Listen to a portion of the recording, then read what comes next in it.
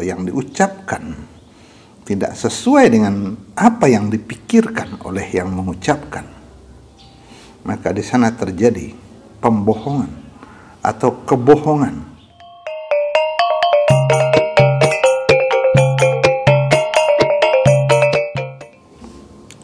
Assalamualaikum saudara.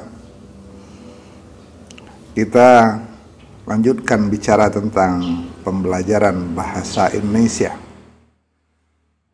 Pembelajaran bahasa Indonesia bertujuan meningkatkan penggunaan bahasa Indonesia yang baik dan benar.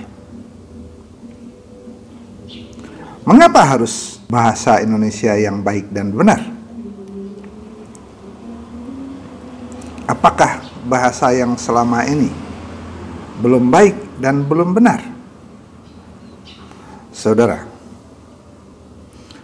seorang filsuf dari negeri Tiongkok, Konghucu atau Konfusius, dalam bukunya yang terkenal, Kitab Lunzu, bagian 13, bab 3, menceritakan ketika muridnya bertanya, "Guru, andai kata Kaisar menyerahkan kepada Anda untuk memimpin, apa yang akan Anda lakukan?" Konghucu menjawab, "Saya akan meluruskan penggunaan kata." Atau dalam kalimat lain, "Saya akan memperbaiki penggunaan nama-nama." Maksudnya adalah dia akan memperbaiki penggunaan bahasa.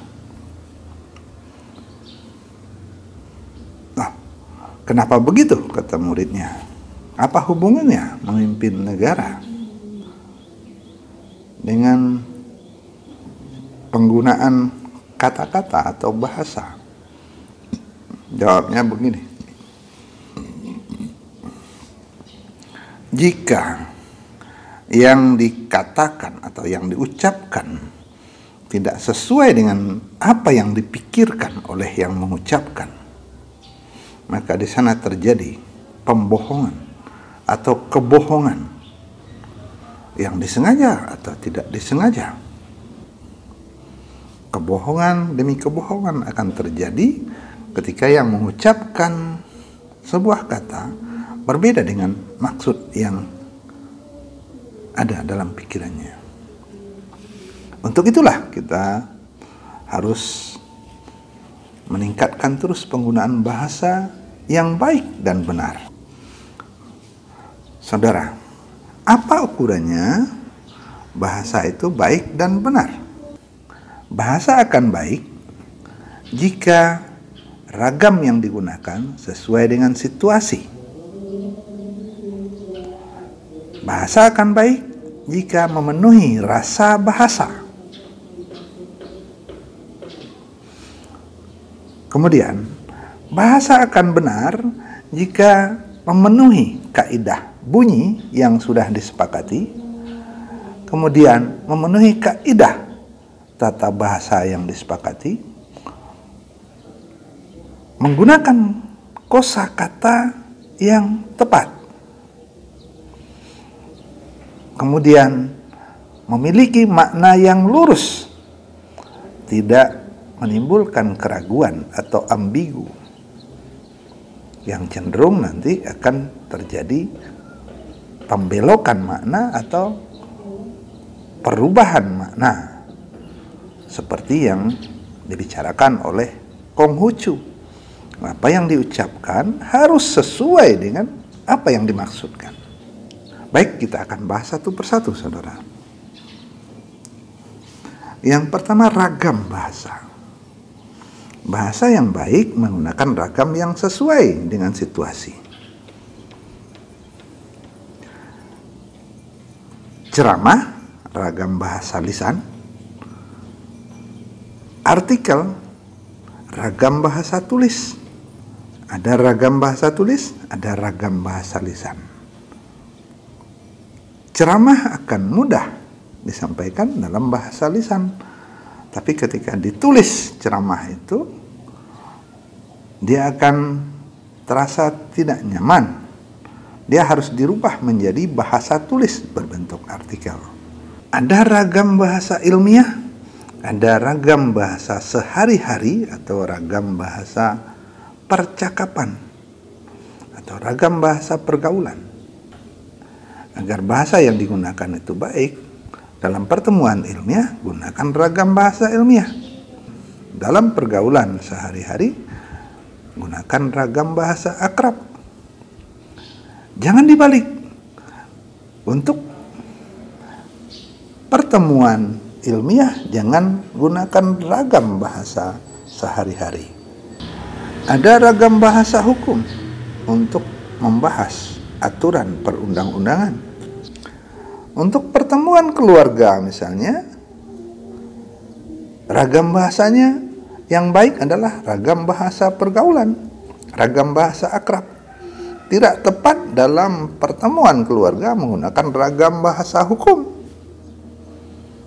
Akan terasa kaku. Jadi ragam bahasa formal baik untuk pertemuan formal, ragam bahasa sehari-hari baik untuk pertemuan informal. Jangan dibalik. Jadi ragam bahasa harus sesuai dengan situasi penggunaan bahasa. Itulah bahasa yang baik. Semua bahasa baik ketika ragamnya digunakan sesuai dengan situasinya. Ada contoh pernyataan begini. Gue kan udah bilang ame lu. Kalimat gue kan udah bilang ame lu adalah ragam bahasa daerah. Itu bisa baik kalau digunakan dalam situasi pembicaraan sesama pengguna bahasa daerah. Dia menjadi tidak baik kalau digunakan dalam pertemuan resmi. Kenapa? Ragam bahasanya bukan ragam bahasa resmi. Kemudian kosakata yang dipilih juga menimbulkan makna yang tidak tepat. Rasa bahasanya tidak tepat.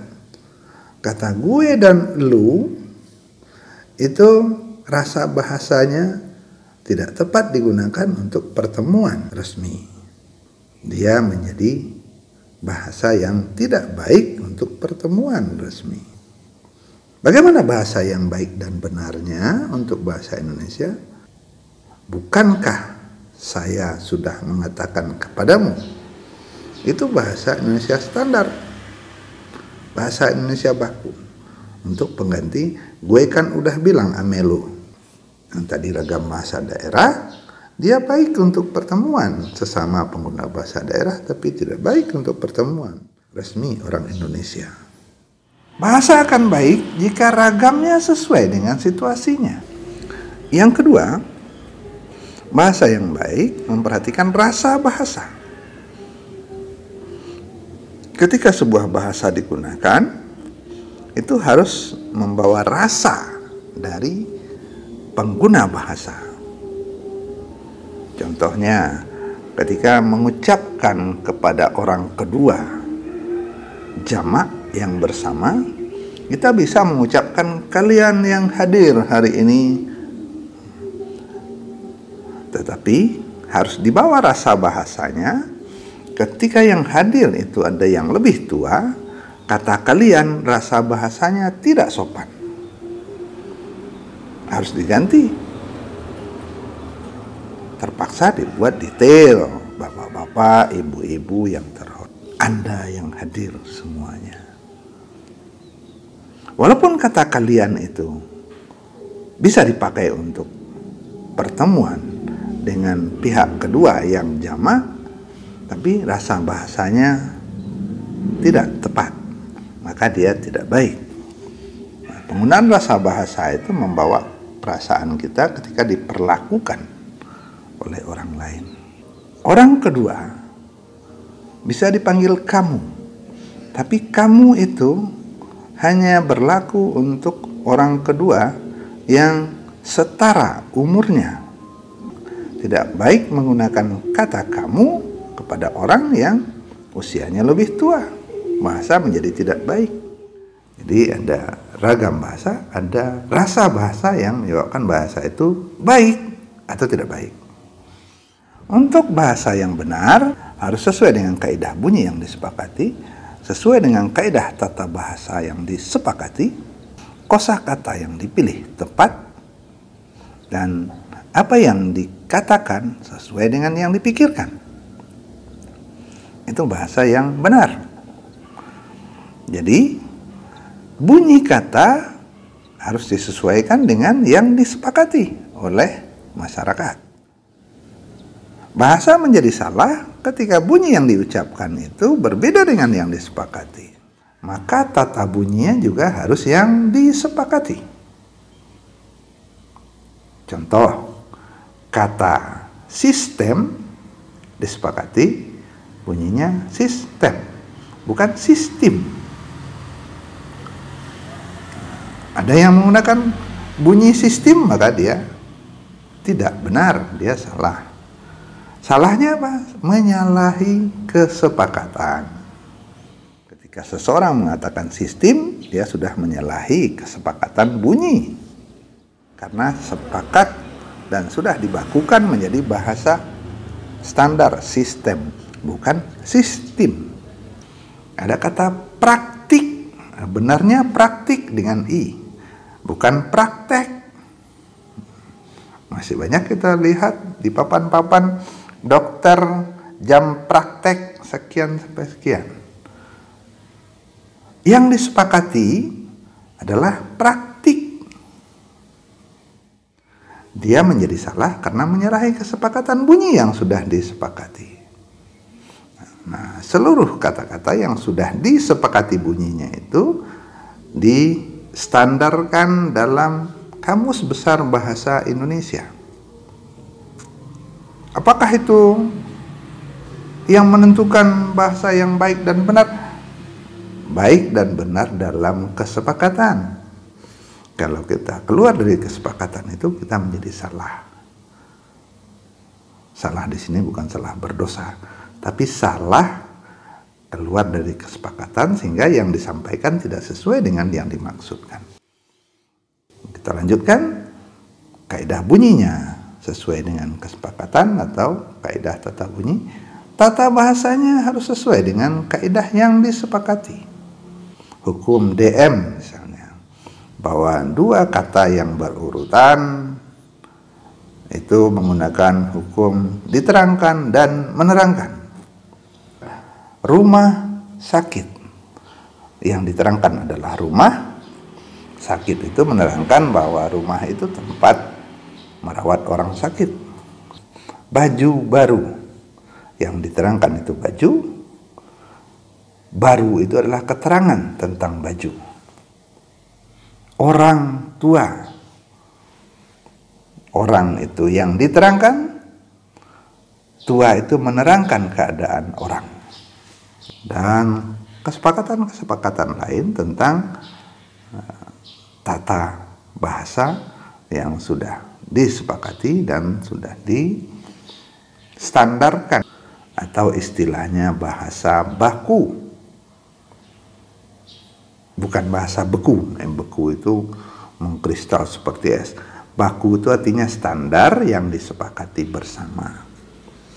Apakah seluruh bahasa harus mengacu kepada Kamus Besar Bahasa Indonesia? Kalau kita ingin bahasa Indonesia ini berkembang ke arah yang semakin baik, maka yang sudah disepakati dalam Kamus Besar itu kita gunakan, bukan kita abaikan.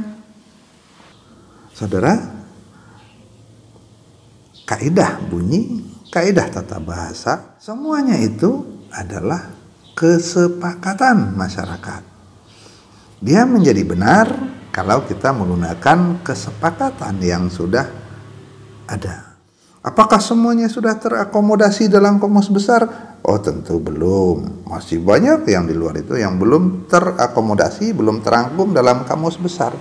Tapi sekurangnya Kamus Besar itu sudah merangkum sekian puluh ribu kata sekian kaidah bahasa, tata bahasa yang berkembang di Indonesia sejak puluhan tahun dan sudah menjadi kesepakatan bersama masyarakat. Mari kita gunakan bahasa yang baku itu, bahasa yang disepakati itu sebagai bahasa kita yang benar. Yang ketiga, saudara, bahasa yang benar itu kalau kosakata yang digunakan tepat sesuai dengan yang ingin kita sampaikan, yang ingin kita bahasakan. Yang keempat, apa yang dimaksud harus sesuai dengan apa yang dikatakan. Ada pernyataan begini, bilang dong kalau you benar.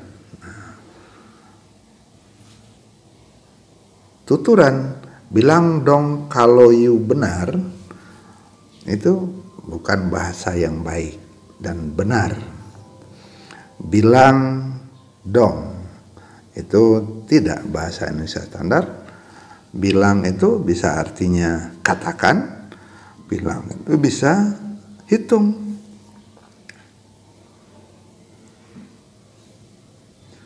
Kalau itu bukan bahasa Indonesia standar, bahasa standarnya kalau.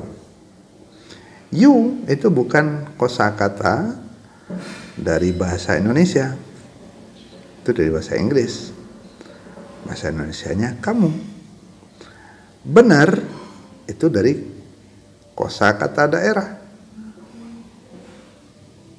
Maka bilang dong kalau you benar, itu contoh bahasa yang tidak baik dan tidak benar, bisa menimbulkan salah paham, merusak tatanan bahasa. Bilang dong kalau you benar, bisa diperbaiki. Katakanlah kalau engkau benar. Itu pertemuan kita hari ini tentang bahasa yang baik dan benar.